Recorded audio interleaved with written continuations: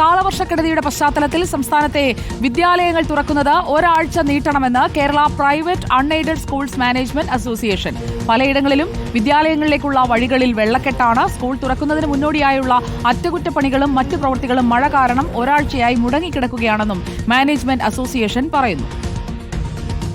കേരളത്തിലെ രൂക്ഷമായ കാലവർഷക്കെടുതി അനുഭവിച്ചുകൊണ്ടിരിക്കുകയാണ്. മുഴുവൻ സ്കൂളുകളുടെ പരിസരങ്ങളും ഇപ്പോൾ ഏതാണ്ട് വെള്ളത്തിലാണ് എന്ന് പറഞ്ഞാൽ പോലും അത്ഭുതപ്പെടാനില്ല. പ്രത്യേകിച്ച് ഈ താഴ്ന്ന പ്രദേശങ്ങളിലെ സ്കൂളുകൾ, വിദ്യാലയങ്ങളൊക്കെ തന്നെ വലിയ തോതിലുള്ള പ്രശ്നങ്ങൾ നേരിട്ടുകൊണ്ടിരിക്കുകയാണ്. ഇത് സാധാരണഗതിയിൽ എല്ലാവരും മെയ് അവസാനം മെയ് 15-ന് ശേഷമാണ് കാര്യമായിട്ടുള്ള ഈ അറ്റകുറ്റപ്പണികളിൽ കടക്കാറുള്ളത്. അപ്പോൾ ഈ മെയ് 15-ന് ഇത് ആരംഭിച്ചെങ്കിലും മെയ് 20-22 ആകുമ്പോഴത്തേന് അതിരൂക്ഷമായ കാലവർഷം ആരംഭിക്കുകയും മുഴുവൻ ജോലിയും പ്രവൃത്തികളും പല സ്കൂളുകളും പെൻഡിങ്ങാണ്.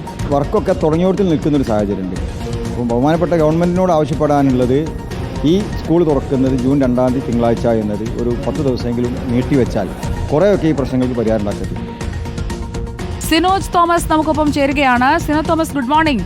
പല പ്രേക്ഷകരും ഇക്കാര്യം ചോദിച്ചിരുന്നു. സ്കൂൾ തുറക്കുന്നത്, പ്രവേശനോത്സവം അത് തിങ്കളാഴ്ച തന്നെ നടത്താൻ സാധിക്കുമോ? പ്രത്യേകിച്ചും പലയിടങ്ങളിലും സ്കൂളുകളിലേക്കുള്ള വഴികളിൽ വെള്ളക്കെട്ടാണ്. മഴ ഇങ്ങനെ തോരാതെ പെയ്തുകൊണ്ടിരിക്കുന്നു. കുട്ടികളെ സ്കൂളിൽ വിടാനുള്ള ആശങ്കയുണ്ട് പലർക്കും.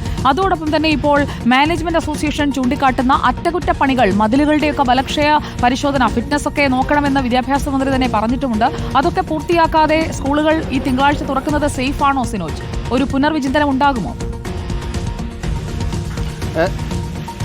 സുജയപാർവതി, മുഖ്യമന്ത്രി ഉൾപ്പെടെ പറഞ്ഞതാണ് സ്കൂളിന്റെ പരിസരം ഉൾപ്പെടെ സുരക്ഷ വിലയിരുത്തി പരിശോധിച്ച് വേണം സ്കൂൾ തുറക്കാനെന്ന നിർദ്ദേശം കഴിഞ്ഞ ദിവസം വാർത്താ സമ്മേളനത്തിൽ മുഖ്യമന്ത്രി ഉൾപ്പെടെ പറഞ്ഞതാണ്. പക്ഷേ സംസ്ഥാനത്തെ 14 ജില്ലകളിൽ കനത്ത മഴയാണ് പെയ്യുന്നത്. പല സ്ഥലത്തും വെള്ളക്കെട്ടുണ്ട്. സ്കൂളിലേക്ക് പോകുന്ന വഴിക്കുള്ള അരുവികളും നദികളും ഒപ്പം തന്നെ കുളങ്ങളൊക്കെ തന്നെ കരകവിഞ്ഞ അവസ്ഥയിലാണുള്ളത്. അതുകൊണ്ടാണ് സ്കൂൾ മാനേജ്മെന്റ് അസോസിയേഷൻ അങ്ങനൊരു നിലപാട് മുന്നോട്ട് വെച്ചിരിക്കുന്നത്. പക്ഷേ വിദ്യാഭ്യാസ മന്ത്രി പറയുന്നത് ഇന്നത്തെയും നാളത്തെയും കാലാവസ്ഥ നോക്കിയ ശേഷം ആ കാര്യത്തിൽ ഒരു തീരുമാനമെടുക്കാമെന്ന് പറയുന്നു. കാരണം ഇനിയും കനത്ത മഴ തുടരുകയാണെങ്കിൽ അത് നമുക്ക് വീണ്ടും ഒന്ന് പുനരാലോചിക്കാമെന്ന രീതിയിലാണ് വിദ്യാഭ്യാസ വകുപ്പും മന്ത്രിയും അറിയിച്ചിരിക്കുന്നത്. ഏതായാലും ഇന്നും സംസ്ഥാനത്ത് 14 ജില്ലകളിൽ കനത്ത മഴയാണ് ഉള്ളത്. പല സ്ഥലങ്ങളിലും വെള്ളക്കെട്ട് രൂപപ്പെട്ടിട്ടുണ്ട്. അതോടൊപ്പം തന്നെയാണ് മറ്റൊരു പ്രശ്നമെന്ന് പറയുന്നത്, ഈ സ്കൂൾ തുറക്കുന്നതിന് 2 ആഴ്ച മുൻപായിരിക്കും എല്ലാ സ്കൂളുകളും അറ്റകുറ്റപ്പണികൾ ചെയ്യുക.